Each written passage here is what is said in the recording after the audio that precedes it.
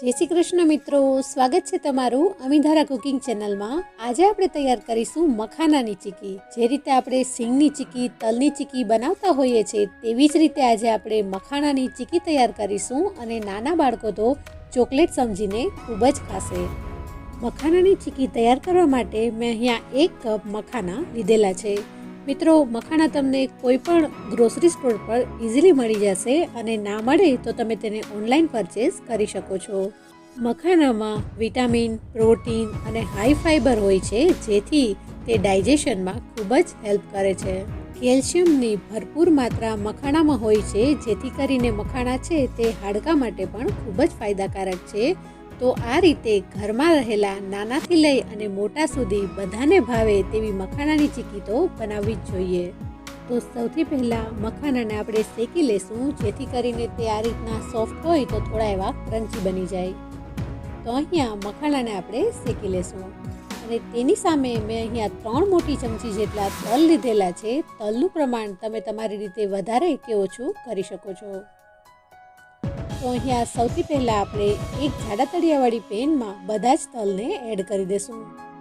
તલને પણ આપણે શેકી લેશું, જેથી તેમાં રહેલું મોઇસ્ચર છે તે ઉડી જાય અને તલ છે તે એકદમ ક્રિસ્પી તૈયાર થઈ જાય। ક્રિસ્પી થયેલા તલ અને મખાના છે તે ખાવામાં ખૂબ જ સરસ લાગે છે। તો અહીંયા મીડિયમ ગેસની ફ્લેમ પર આપણે તલને શેકવાના છે, ગોલ્ડન બ્રાઉન જરા પણ નથી કરવાના। જો તલ વધારે શેકી લેશો તો તે ખાવામાં કડવા લાગશે। તો આ રીતે મેં તલને થોડા એવા શેકી અને ત્યારબાદ તેને એક બાઉલમાં લઈ લીધેલા છે અને તે જ પેનમાં બધા જ મખાણા ઉમેરી દઈશું અને મીડિયમ ગેસની ફ્લેમ પર મખાણાને ક્રિસ્પી થાય ત્યાં સુધી શેકી લેશું।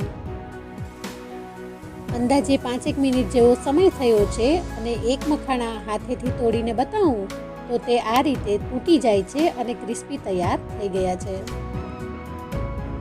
તો તૈયાર થયેલા મખાનાને પણ આપણે એક બાઉલમાં લઈ લેશું।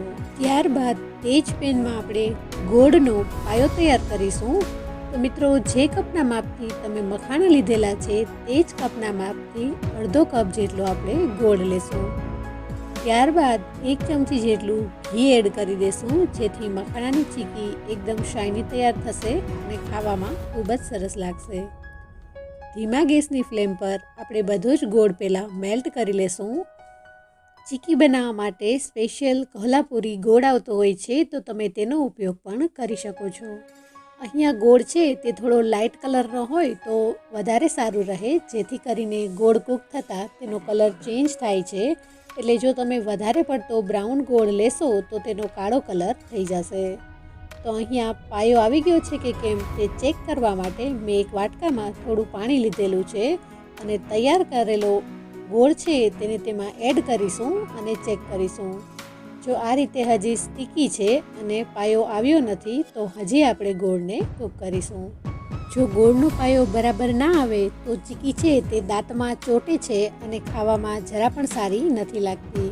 તો અહીંયા હજુ આપણે ધીમા ગેસ પર કે પછી ફાસ્ટ ગેસની ફ્લેમ પર જેમ ફાવે તે રીતે ગોળને કૂક કરીશું। તો અહીંયા થોડી વાર બાદ ફરી આપણે પાણીમાં થોડો એવો ગોળ એડ કરીશું અને ચેક કરીશું। તો આ રીતે ક્રિસ્ટલની જેમ ગોળ તૂટી જાય છે।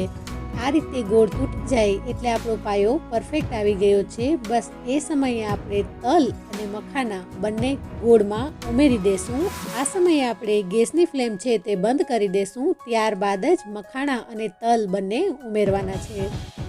હવે થોડી ઝડપ રાખી અને આપણે જલ્દીથી મખાણા અને તલને ગોળમાં સારી રીતે મિક્સ કરી દઈશું અને ત્યારબાદ કિચન પ્લેટફોર્મ પર કે પછી આ રીતે ચોપિંગ બોર્ડ પર કે પ્લાસ્ટિકની બેગ પર આપણે ઘી લગાવી અને તૈયાર કરી દઈશું અને તૈયાર થયેલી મખાણાની ચીકી છે તેને આપણે તેમાં ઉમેરી દઈશું। અહીંયા ચોપિંગ બોર્ડ પર ઘી લગાવેલું હોવાથી ચીકી છે તે તેમાં ચોટશે નહીં। આ રીતે બધી જ ચીકી તેમાં એડ કર્યા બાદ કોઈ પણ ચમચાથી કે પછી ચાકુ પર ઘી લગાવી અને આ રીતે આપણે તેને છૂટા છૂટા કરી લેશું। અહીંયા હલકા એવા ઠંડા થાય ત્યારબાદ તેને તરત જ આપણે અલગ કરવા લાગશું।